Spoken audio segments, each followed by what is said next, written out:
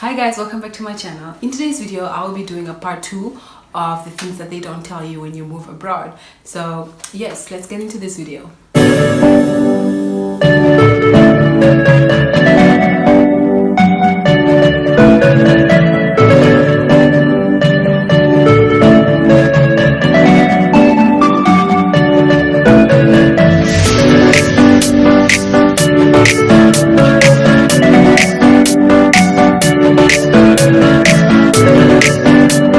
So I'm gonna start off with making friends.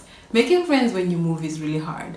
I remember when I left Namibia / South Africa, I was thinking I'm just gonna travel, meet people, make friends, and like I'm just gonna have a blast, which I did. But at the beginning of my au pair year, I struggled with making friends, and usually I'm not a person that struggles with talking to people. I don't struggle with communicating or just making friends and approaching people. And when I got to the Netherlands, it's as if I didn't even know how to do it. It was super hard, to the point where I found like some online platforms where I could meet local people. And these platforms like meetups are like groups that are organized that people want to learn like English, and like so you help people with English and they help you with either the language, or you just learn about the culture, the tradition, and all that stuff. And through some of these online platforms, I've made and met a lot of good people and made really awesome friends, and I'm happy I did that. I'm happy I went that direction to meet people. And throughout the year, through the agency, I've also met a lot of au pair girls that like have become amazing friends. But at the beginning it was super hard. Another thing is that when you move abroad, after missing your friends and family, you really miss the food. I know, but you miss the food. I miss kapana spice, I miss chappies, watermelon bubblegum, I miss that. I miss eating seasoned food, properly seasoned food. Salt and pepper is not seasoning. I miss properly seasoned food, and like it's hard. Like after you get used to the food here, you have favorites now, but just at the beginning it was so hard. I was comparing everything, like, don't you have like steak and chops or barbecue spice? They have barbecue spice, but it's not the same. And they like cook a lot with herbs and like sticks and stuff. It's spice. But yeah. And then another thing is that getting lost becomes a thing. Like you get so lost so much or so many times that yeah, it becomes a thing. And I think that at first I was just like, oh, I'm panicking, I'm lost and whatever. And after a while I realized like it's gonna be a while before I stop getting lost. I still get lost as we speak. Like Google Maps has become a bestie, and Google Translate has become a thing that I use everywhere I go, because gosh, people don't speak English. In France, people don't speak English, so it's not easy. But getting lost becomes like a signature. Getting your hair done, guys, that was a hustle. I mean, before I came to Europe, I knew how to do my cornrows, I knew how to do braids, I knew how to do my weave, I knew how to make a wig. But my cornrows were just wig worthy. They were not those cornrows that you take to public, right? And braids, I got better now, but at first it was just like, yeah. And so there was a time I wanted to get my hair done, and I was looking for a hair salon, and one I found, like they were charging like 80 euros, 120 for like to get my braids done. And I was just like, what? There is no way I'm paying so much money. Do you know how much 120 euros is back home? There is no way. So I like literally was forced to do more of my own hair and get better at it, because there's no way I'm paying 80 euros for braids. There's no way I'm paying 100 and something euros for braids. There is no way. And so I've gotten better at doing my own hair now, but when I started it was just like horrible. The more I did it, the better it got. And like if you know how to do your hair you're lucky. If you don't, you gotta spend the money to get your hair done, and it's not a joke. It's not a joke. It's painful.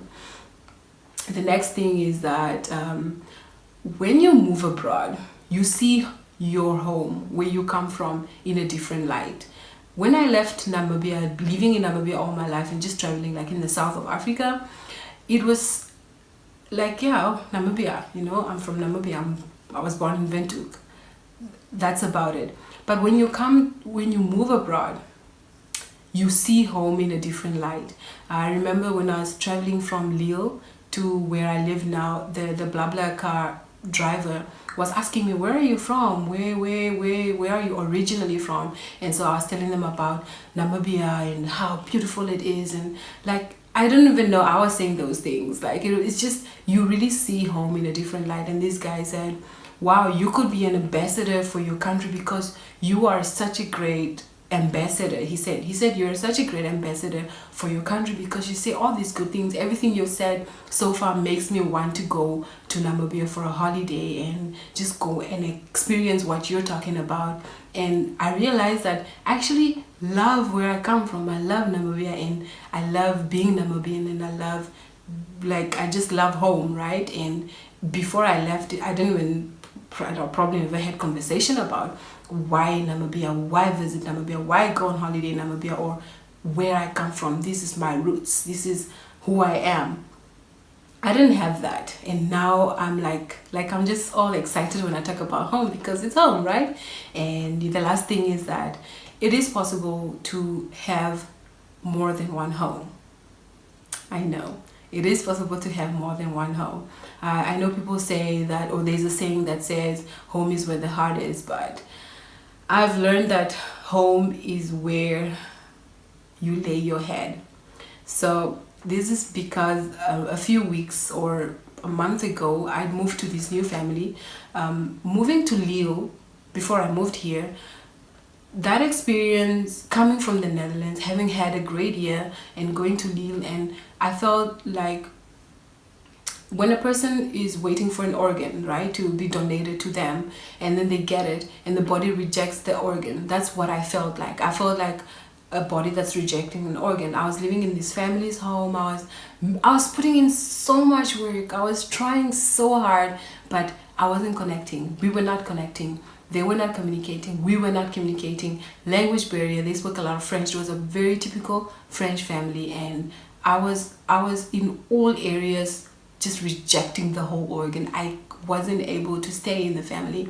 In 2 months, I'd lost myself. I wasn't talking to anybody. I was struggling communicating what I felt like or what I was going through. I was just losing my persona. I was losing my whole self. And I decided 2 months after trying, I was like, okay, you know what, this is not working and I need to get out of here. And then I moved to this host family, to this new family.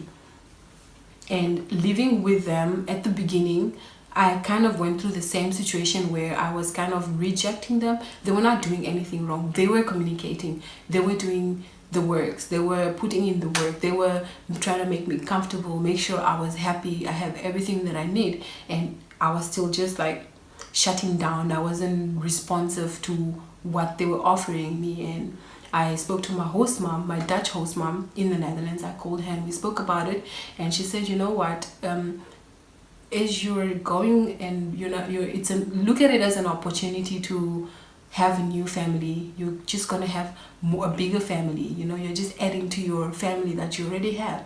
And then she said that, just know that home is where you lay your head. There is a song with that title, and I was like, oh my gosh, but this is so true. As a traveler, as a citizen of the world, as an au pair, as a person who is interested in learning cultures and traditions and things like that, I've realized that home is really where you lay your heart. And as a traveler, as a citizen of the world, I try and make good decisions to where I'm going to au pair, who I'm going to au pair with and for, and because that is home. That's going to be my home for the next year, right? And it has to be a good choice so that I'm happy in that home. And like my host mom, when she said that, it just kind of like made me feel better, and I was able to just come back to my senses. Okay, I was just come back to my senses, and ever since then I've really been having a great time. I've calmed down. I'm having a better experience with this family. They're amazing. They really just make it